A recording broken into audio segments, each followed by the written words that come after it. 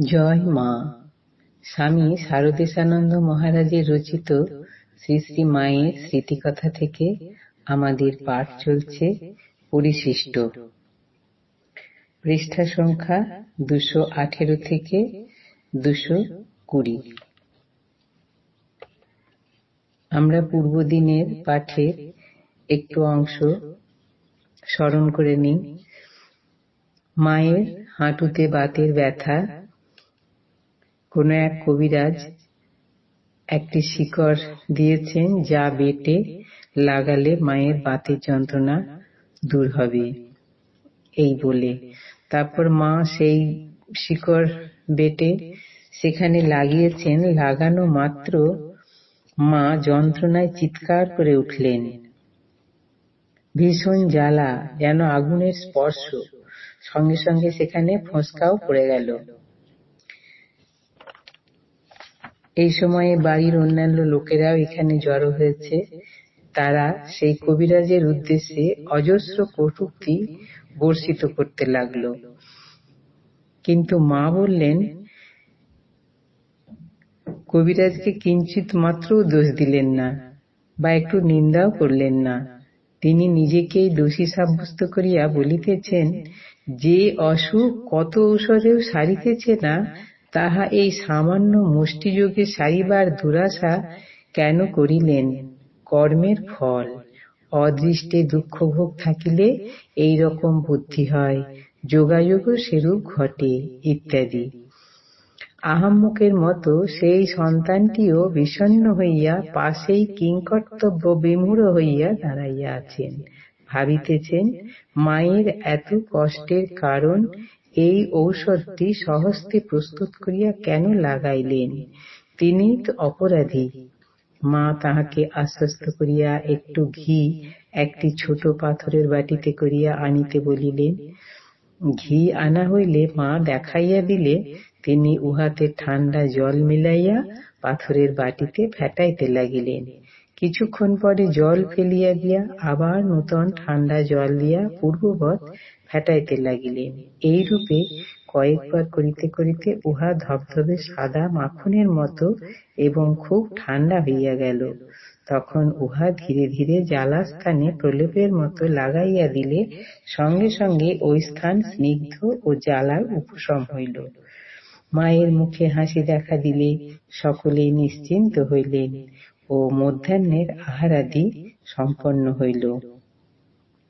এই ঔষধেই দিন কয়েকের মধ্যে ফোঁসকার ঘা সারিয়া সম্পূর্ণ আরাম হইয়াছিল। মায়ের অসীম ধৈর্য, দুঃখ বিপদে অবিচলিত চিত্তে কর্তব্য নির্ধারণ এবং সর্বোপরি অপরের প্রতি দোষারোপ না করিতে দেখিয়া সন্তানের বিস্ময়ের অবধি রহিল না। পূর্বোক্ত প্রকারে ঠান্ডা জলে ধৌত ঘৃত বায়ুরোগেরও মহৌষধ। পরবর্তীকালে সন্তানটি নিজের মাথার যন্ত্রণা ও অনিদ্রাদিতে উহা ব্যবহার করিয়া উপকার পাইয়াছিলেন। অতি স্নিগ্ধকর বস্তু মাথায় বেশি ব্যবহার করিলে সর্দি লাগিয়া যায়। কথা প্রসঙ্গে ভানি পিসির মুখে শুনিয়াছি, মা ছোটবেলায় ছোলা পাটালি শীতের সময় ওই দেশে হয় পছন্দ করিতেন। আমরুল শাকের ন্যায় গাঁদালও মা ভালোবাসিতেন। শ্রী শ্রী ঠাকুরের পেট ভালো ছিল না, সেই জন্য গাঁদালের ঝোল ডালনা করিয়া দিতেন। মঙ্গলবারে ঠাকুর কিছু পোড়া জিনিস খাইতেন। আমরা নারায়ণ সেবার উদ্দেশ্যে আশ্রম বা প্রতিষ্ঠান গঠন করি, অনেক সাজ সরঞ্জাম জোগাড় করি, চারিদিকে সারা পড়িয়া যায়।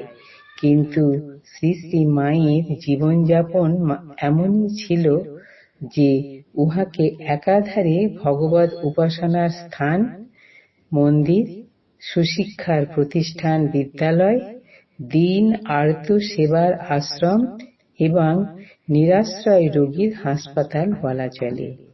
যাহারা মায়ের নিকটে থাকার, তাহাকে দর্শন করার ও তাহার সহিত কথাবার্তা বলার সৌভাগ্য লাভ করিতেন, তাহাদের সকলেরই অন্তরে মায়ের সর্বক্ষণ ভগবানের স্মরণ মনন, সর্বাবস্থায় ভগবানের উপর নির্ভর করিয়া চলা এবং অতুলনীয় বিশ্বাস ভক্তির ছাপ কম বেশি কিছু না কিছু করিত।